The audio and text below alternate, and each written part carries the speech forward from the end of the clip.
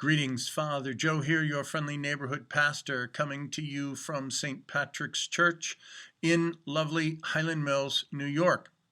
Today is Friday after Ash Wednesday, and I didn't do a reflection yesterday, so I'm going to kind of put together two ideas. Today, in our reading from Isaiah, it says, "Lo, on your fast days you carry out your own pursuits and drive all your laborers.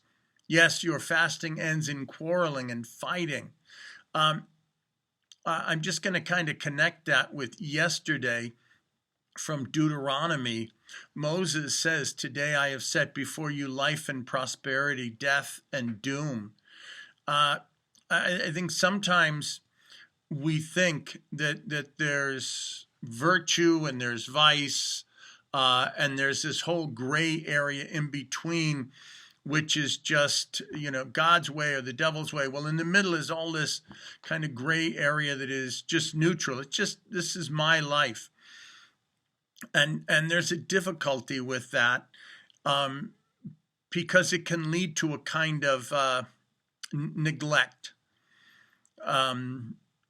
Just ask yourself, do I want God's blessings all the time, or only when I ask for them, or only as much as I ask for them? Or do I want him to bless me all the time? There's an old story about, a man has two dogs, and he names one Love and the other Hate. And he says, which one is going to be stronger? And the answer is whichever one he feeds. So if you have this, I'm putting before you life and death, prosperity, life and prosperity, death and doom, there really isn't a gray area when we are doing the things that we have to do for life. Are we doing them in a manner that is holy, or are we doing them in a manner that is evil? You say, but in the middle, there is this area. If we dedicate what we are doing to the Lord, if we say, okay, now I've got to write this letter, I'm going to dedicate this to the Lord as a prayer, and I write the letter. And when I get done writing the letter, I say, thank you, Lord, for giving me this grace. Now I have to, go and make a conference call. I'm going to dedicate this to the Lord. And when it's done, I thank the Lord. Maybe I offer it up for the people of Ukraine. What if I offer it up for a conversion of heart for Putin? There are all kinds of things that I need to be praying for, and I can offer up what I'm doing every day. And when I do that, again, the analogy of the two dogs, I'm feeding love.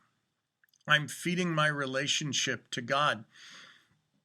Because if we think that there is this gray matter in between, again, using the analogy of the two dogs, if I say, well, I'm not going to feed either dog, which dog is going to win? And you don't know. We want to have a strong relationship with God. We want to love the Lord because that gives us love. It fills our lives with love.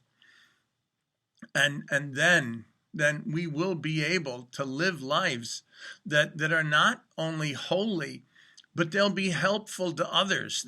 There'll be lives where people will say, boy, I want to be like him or her. What is it that gives their life meaning, that they have joy and hope, even in times of distress? But it only happens if we dedicate our lives to the Lord, if we grow in our lives to the Lord. If we say, this is my time, all right, we're not doing that. So something to consider for today.